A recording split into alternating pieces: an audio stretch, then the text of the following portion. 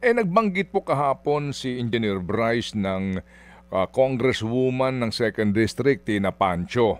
Ito pong lumutang na po itong finally, itong pangalan ni Danny Domingo ng 1st District ng Bulacan at yung dating kinatawan ng ikalimang distrito, na si Giginto Mayor Boy Cruz. Na umano nga ay bahagi noong umano ay mga kongresista na tumatanggap po ng mula 15 hanggang 20% na komisyon sa mga projects na ito. Nasabi niya ito in open public hearing. Meron siyang ebidensya po dito?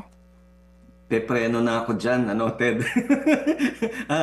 I am hopeful na anyway, nagsalita na si Bryce tungkol dyan. I'd like to believe na meron nga siyang ebidensya. But that's why precisely my instructions as counsel is iwasan ko po muna yung na talagang ladlaran na sasabihin nito until makuha na po ng DOJ yung pong mga dokumento na meron siyang ebidensya as well as yung pong laman ng computer. Kasi at least it would now be the DOJ who would be able to evaluate yung kanyang testimony, evaluate the documents na isasubmit niya, and be able to move forward to file the necessary cases against yung mga taong ngayon based on hard evidence.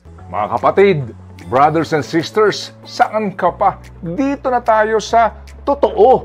Dito na tayo sa True FM. Mga kapatid, mag-subscribe and follow po kayo sa social media accounts ng True Network PH. Yan po kami. Hanapin nyo lang True Network PH, Facebook, Instagram, YouTube, TikTok, and podcast.